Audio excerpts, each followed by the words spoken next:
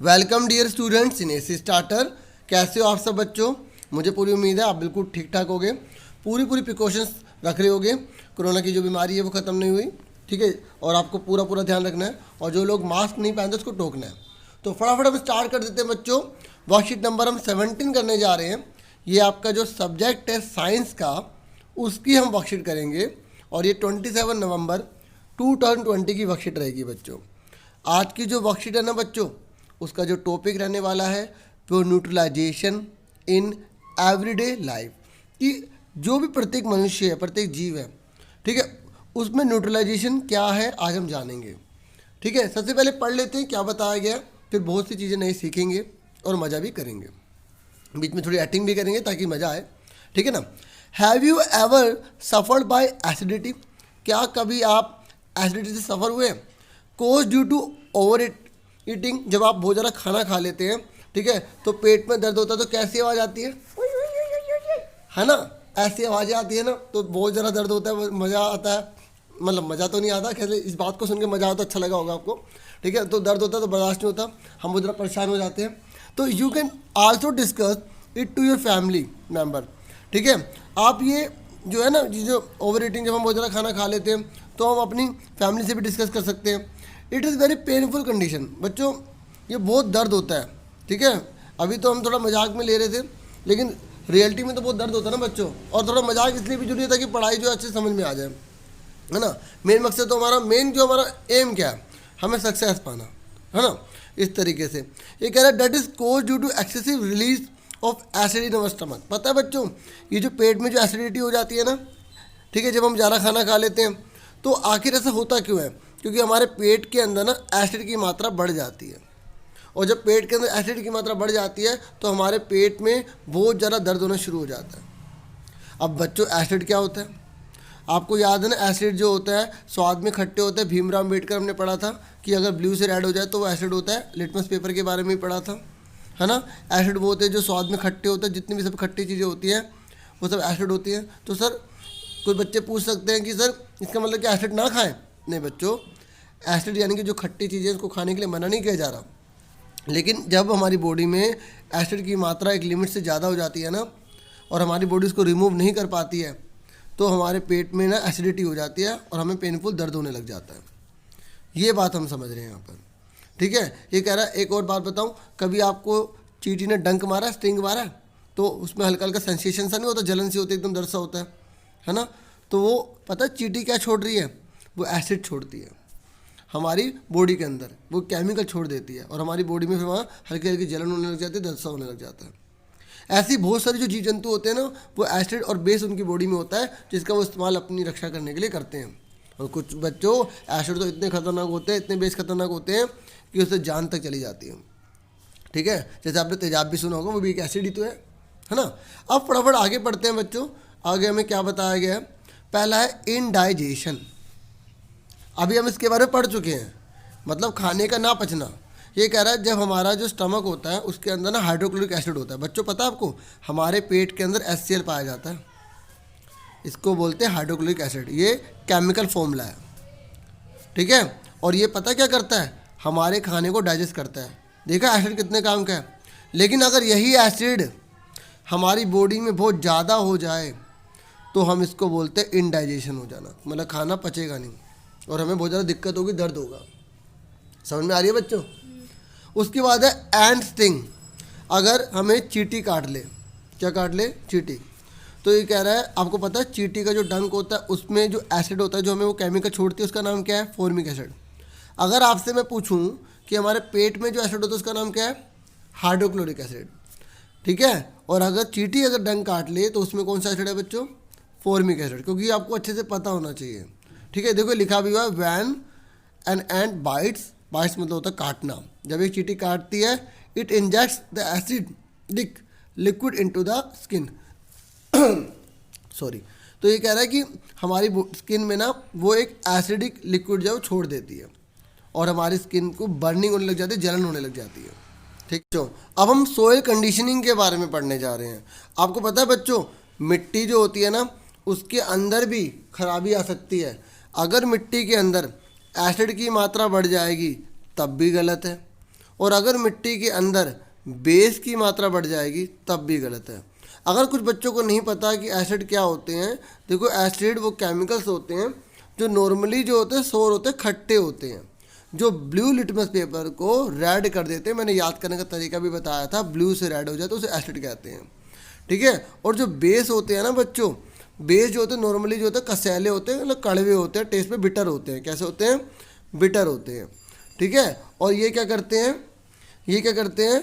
रवि बना ब्रिलियंट, ठीक है, मतलब रेड से ब्लू हो जाए तो ये बेस कहलाते हैं, ठीक है। समझ में आ रही है ना मेरी बात? तो सोइल इरोजन, तो सोइल इरोजन में क्या होता है बच्चों, अगर हम केमिकल फर्टिलाइज़र का ज़्यादा यूज़ कर देते हैं तो इससे क्या होता है, जो मिट्टी होती है वो एसिडिक हो जाती है, ठीक है। और plant do not grow well, तो पौधे जो है ना वो अच्छे से उग नहीं पाते हैं। व्हेन द सोइल इज आदर टू एसिडिक और टू बेसिक, अगर मिट्टी के अंदर ज़्यादा एसिडिक या बेसिक नेचर की चीज़ आ जाए तो मिट्टी ख़राब हो जाती है। तो बच्चों हमें क्या करना पड़ता है, उसको ट्रीट करना पड़ता है। क्या करना पड़ता है? ट्रीट। अभी हम ट्रीटमेंट सीखेंगे। सबसे पहले हम ये पढ़ रहे हैं कि कौन कौन से ऐसे फैक्टर्स हैं जिससे एसिडिटी हो जाती है या एसिड रिएक्शन हो जाते हैं, ठीक है। तो ये हम पढ़ रहे हैं। तो ऐसे अब फैक्ट्री वेस्ट, ये कह रहे हैं the waste of many factories contain acid, ये कह रहा है जो फैक्ट्री के द्वारा जो केमिकल छोड़ा जाता है ना तो उसके अंदर भी बहुत सारे एसिड होते हैं, ठीक है। और इससे क्या होगा बच्चों, ये जहाँ जाएंगे ना उसको क्या कर देंगे, एसिड में कन्वर्ट कर देंगे। इससे क्या होगा, मछलियाँ मर जाएंगी या बहुत सारे जीव जंतु मर जाएंगे। समझ में आ रहा है? देखा कितना खतरनाक एसिड है। अगर किसी भी चीज़ की मात्रा ज़्यादा हो जाती है तो वो हमेशा खतरा बन जाती है। All these conditions are unwanted and harmful, ये कह रहा है ये जितनी भी चीज़ें बताई थी ना हमने, जैसे ये हमने बताया था इंडाइजेशन, हमने बताया था एंड थिंग, हमने बताया था सोइल कंडीशनिंग, है ना, फैक्ट्री वेस्ट, ये सारी की सारी जो चीज़ें अनवांटेड है, हार्मफुल है, ठीक है। और इसलिए इनको रोकना चाहिए, इनको ट्रीट होना चाहिए इनका, ठीक है। और इनका क्या होना चाहिए, करेक्शन करना चाहिए। तो अब ये कैसे करेंगे, आओ अब हम इसके ट्रीटमेंट सीख लेते हैं बच्चों कि ट्रीटमेंट। देखो सबसे पहले हम सीखेंगे इनडाइजेशन का, ठीक है। जैसे अभी मैंने आपको बताया था कि बच्चे के जब दर्द होगा तो कैसे आवाज़ आती है ना। तो इस तरीके से जब अब इसका ट्रीटमेंट हम कैसे करेंगे, तो इसका ट्रीटमेंट के लिए to neutralise the effect of excessive acid. अब पेट में हमारे क्या है, बहुत ज़्यादा एक्सेसिव एसिड आ गया, बहुत ज़्यादा एक्सेसिव एसिड आ गया, तो हम क्या करेंगे, एंटासिड लेंगे। एंटासिड का मतलब पता है कि अगर हमारे पेट में एसिड बहुत ज़्यादा हो गया है तो उसके इफेक्ट को ख़त्म करने के लिए उसमें हम बेस डाल देंगे। क्या डाल देंगे? बेस। और अब ये नहीं है कि आप सोचो मन में कि भाई अगर मेरे पेट में एंटासिड होगा तो करेला तो कड़वा होता है, मैं बेस खा लेता हूँ, ऐसे नहीं होता। उतने प्रकार के ही हमें बेस चाहिए होते हैं जिस प्रकार की प्रॉब्लम है। तो घर पे ऐसे प्रैक्टिकल मत करने लग जाना बिना सोच समझे। सुन रहे हो मेरी बात? तो ये कह रहा है अगर पेट में इंडाइजेशन की प्रॉब्लम आ जाती है तो हमें एंटासिड लेना पड़ता है। तो एंटासिड में हमें क्या लेना पड़ता है, जैसे आप ले सकते हो माइल्ड बेस, हल्का बेस चाहिए होता है, ठीक है। जैसे मिल्क ऑफ मैग्नीशिया ले सकते हो, ठीक है, विच कंटेन मैग्नीशियम हाइड्रोक्साइड, इसके अंदर मैग्नीशियम हाइड्रोक्साइड पाया जाता है। मतलब अगर इंडाइजेशन की प्रॉब्लम हो रही है ना तो मिल्क ऑफ मैग्नीशिया। और अगर आपके घर में कोई शीशी पड़ी हो जो एंटासिड मतलब जो पेट में गैस को दूर भगाती है, तो आज ही जाकर उसकी यहाँ पर जो उस पर डिस्क्रिप्शन में लिखा होता है आप पढ़ के देखना, उसमें क्या मिल्क ऑफ मैग्नीशिया लिखा है, तो आप देखेंगे ज़्यादातर मेडिसिन में मिल्क ऑफ मैग्नीशिया जरूर लिखा होता है, ठीक है। समझ में आ रही है? अब आगे देखते हैं और कौन सा ट्रीटमेंट है। उसके बाद है बच्चों, अगर चींटी काट ले तो, अगर चींटी काट लेती है ना बच्चों तो आप बेकिंग सोडा का या कैलेमाइन सॉल्यूशन का यूज़ कर सकते हैं, ठीक है बच्चों। तो अब आप घर में देखना कि क्या आपके पास ये कैलेमाइन सॉल्यूशन पड़ा हुआ है, ठीक है, या बेकिंग पड़ा हुआ है आपके पास बेकिंग सोडा, ठीक है। और चेक किया करो, मेडिसिन को पढ़ा भी करो, इससे क्या होगा आने वाले टाइम में आपको बहुत बेनिफिट मिलेगा। अब मिट्टी का ट्रीटमेंट कैसे करें बच्चों, देखो अगर मिट्टी में एसिड की मात्रा है तो हम उसमें बेस डालेंगे। कौन सा डालेंगे? क्विकलैम डाल सकते हैं, ठीक है, और भी बहुत सारे होते हैं, ठीक है, स्लैग लाइम भी डाल सकते हैं, हालांकि क्विकलैम से स्लैग लाइम बना हुआ है, ठीक है। और एक अगर उसमें बेसिक ज़्यादा चीज़ आ गई तो हमें ऑर्गेनिक मैटर ऐड करने हैं, ठीक है, ताकि उसका एसिड रिएक्शन ख़त्म हो जाए, ठीक है। अगर अब फैक्ट्री है, देखो भाई फैक्ट्री का वेस्ट तो बहुत खतरनाक है, आपने देखा ना प्यारी प्यारी छोटी छोटी जो मछलियाँ हैं इसको मार देता है ये, है ना, ये फैक्ट्री का वेस्ट। कितनी गलत बात है ना बच्चों। तो अब आप इसका ट्रीटमेंट क्या करोगे, तो फैक्ट्री वालों को ये ऑर्डर होना चाहिए गवर्नमेंट के थ्रू कि भाई आप कोई भी केमिकल अगर रिलीज़ कर रहे हो तो उसको न्यूट्रलाइज करो, अगर उसमें एसिड है तो उसमें बेस मिला दो ताकि उसका रिएक्शन खत्म हो जाए, बेस है तो एसिड मिला दो उसका रिएक्शन खत्म हो जाए, ताकि फिर पानी में छोड़ो, ताकि प्यारी प्यारी छोटी छोटी मछलियाँ वो ना मरे, है ना बच्चों। तो इस तरीके से वर्कशीट तो मैंने पूरी समझा दी। देखो सिर्फ छोटे से 4 क्वेश्चन थे, सारे आंसर इसमें हैं, लेकिन मैंने आपके लिए बच्चों अलग से पेज पर कर रखे हैं ताकि आपको मेरे स्टूडेंट्स हो प्यारे प्यारे, तो आपको कोई दिक्कत नहीं होनी चाहिए। तो फटाफट आंसर देखते हैं प्यारे बच्चों।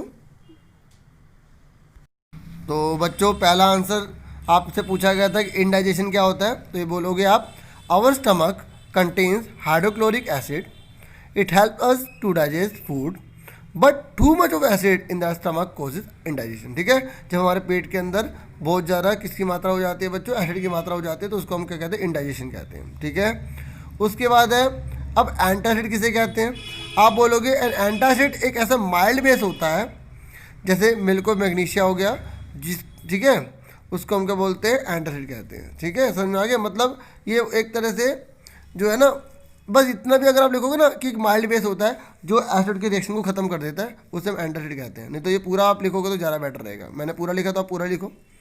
उसके बाद आपसे फिल इन द ब्लैंक्स पूछे गए थे कि आपको बताना है कि अगर टिंग मतलब चींटी काट लेती है तो कैसे करेंगे, मतलब क्या चीज़ लगाएं। तो एक तो आप मोस्ट बेकिंग सोडा लगा सकते हो, दूसरा कैलेमन सोल्यूशन लगा सकते हो, है ना। फिर पूछा गया आपसे पूछा गया लास्ट पार्ट की how can you treat basic soil, कि आप जो बेसिक सॉइल है ना, मतलब अगर मिट्टी के अंदर जो है बेस की मात्रा बढ़ गई है तो आप उससे कैसे ट्रीट होगे। तो इसका आंसर जो है मैं आपको दिखाता हूँ नेक्स्ट पेज पर। तो बच्चों आपका ये आंसर तो पेज से मैंने ले लिया है। ठीक है, सिर्फ बेसिक का पूछा है तो आपको खाली ये यहाँ से लेकर यहाँ तक लिखना है। ठीक है, अगर आपसे पूछा होता है एसिड वाला तो हम ये ऊपर वाला लिख देते, ये आपको नहीं लिखना। ठीक है, केवल आपको यहाँ से लेकर यहाँ तक लिखना है। ठीक है, if the soil is basic organic matter is added to it, organic matter releases acid which neutralises the basic nature of the soil. तो इस तरीके से बच्चों वर्कशीट पूरी हो गई, मुझे पूरी उम्मीद है आपको समझ में आ गया होगा। आज के लिए इतना बहुत है, अपना पूरा ध्यान रखना। Take yourself dear students, नमस्ते, bye bye, tata, see you, फिर मिलेंगे नेक्स्ट वीडियो में।